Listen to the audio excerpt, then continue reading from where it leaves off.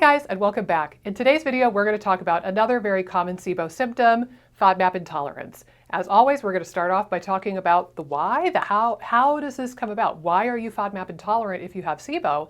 And then we're going to talk about what you could do about it so you could reintroduce the FODMAPs and eat all the onion and garlic and avocado your little heart desires. Stay tuned. Okay, so recall from previous conversations about bloating and the bloating series that we did a couple weeks ago, recall, if you will, the reason why the bloating occurs when SIBOers have their symptoms, namely FODMAP intolerance, is because of a microbial environment that has gone a little bit pear-shaped. FODMAP pun totally intended. So in a normal situation for a normal human being, quote unquote normal, because who's normal? You would have the vast majority of your microbes, that is viruses, bacteria, yeast, maybe parasites, methanogens, whatever you've got living in your GI ecosystem, the vast majority of them should be living in the colon, the large intestine, and that's normal, that's good. The colon was built to be the bacteria frat house, and it can house these microbes, it can house their metabolites, it can expand and contract and move around a little bit to accommodate gases. Everybody's hunky-dory as long as the microbes are here.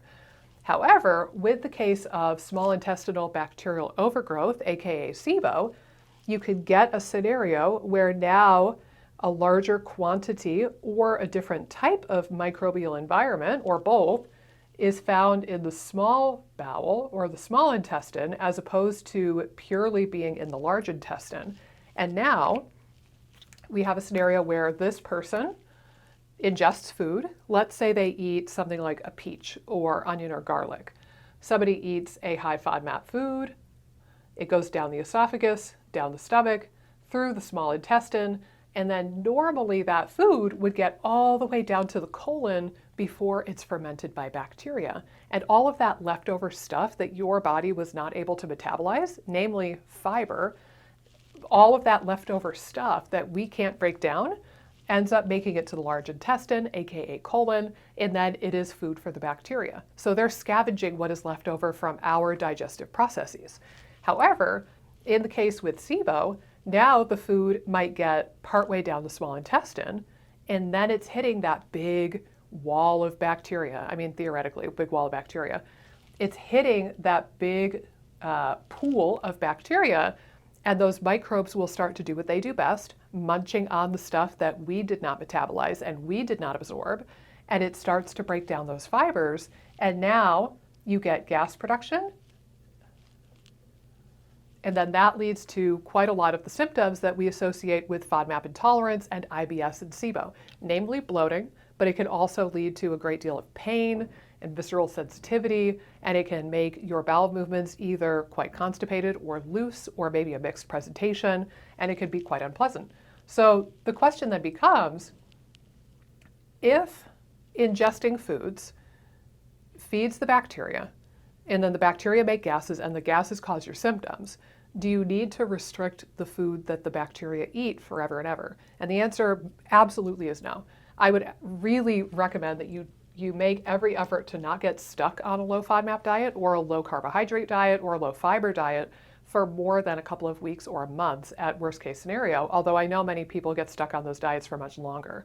The key is that as long as you have this bacterial overgrowth, as long as you still have SIBO, there is a higher likelihood, not 100%, but there's a higher likelihood that if you still have SIBO, you will have symptoms when you eat these high fiber or FODMAP foods.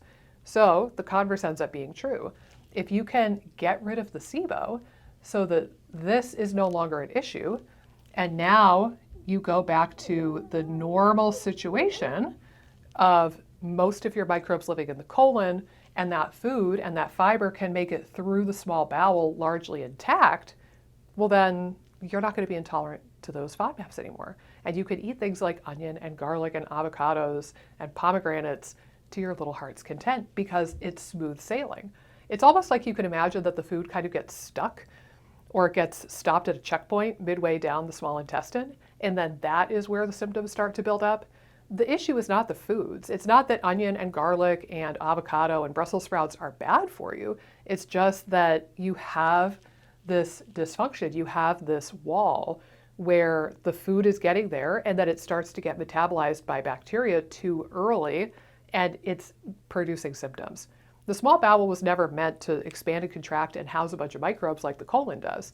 So it can only cope to a certain degree until the bacterial overgrowth or the bacterial dysbiosis gets out of hand to a point where then you start to get some of these symptoms from these foods.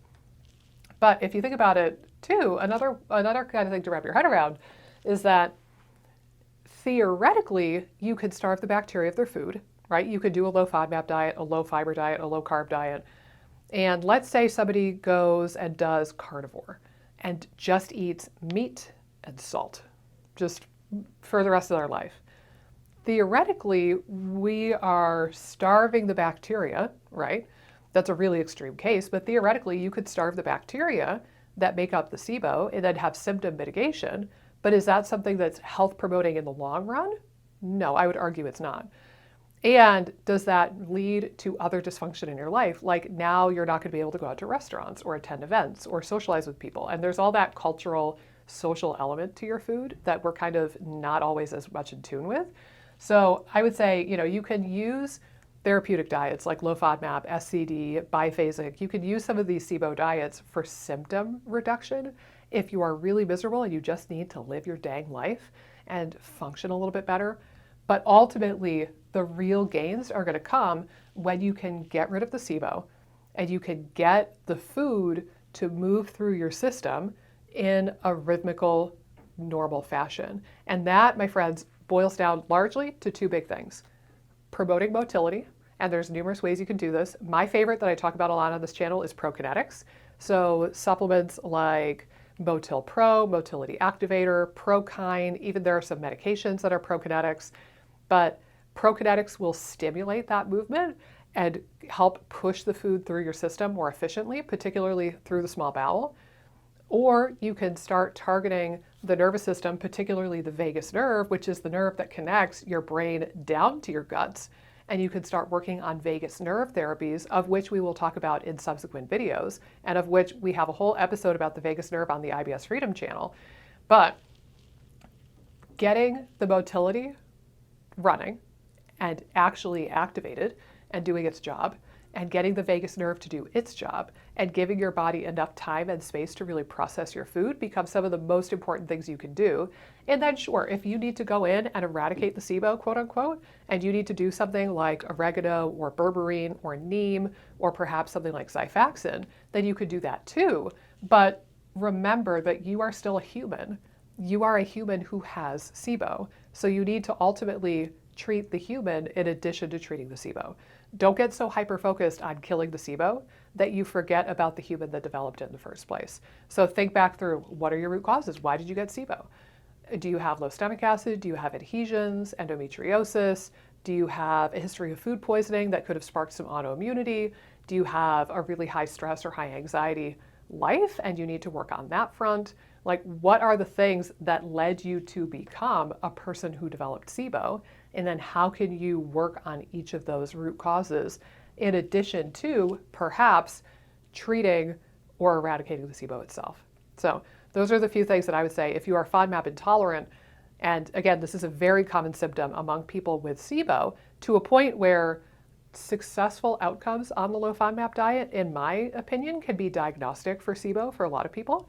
But if you find that you are one of these people who is struggling to add FODMAPs back in, or you tried the low FODMAP diet and it was like, angels sing, I feel so much better, then start to think, how can I treat the SIBO? And how can I treat the root causes of the SIBO? And also, how can I promote proper vagus nerve function and motility and MMC function? And what can I do to strengthen those parts of my body and strengthen those parts of my nervous system so that the normal checks and balances that should be preventing SIBO get a chance to either treat or prevent the SIBO. And then, my friends, you can shower yourself in a rain of onion and garlic and frolic off into the rainbows. I've seen it happen time and time again. But I hope that this video was helpful. I will see you again in another SIBO symptoms update. Hey guys, if you like this video, be sure to subscribe, ring the bell, click the like button, and leave a comment down below with the videos that you would like to see me do next. Doing all of those really helps support the channel and support my efforts in making as many videos as possible for you guys. Thanks so much, and I'll see you in the next video.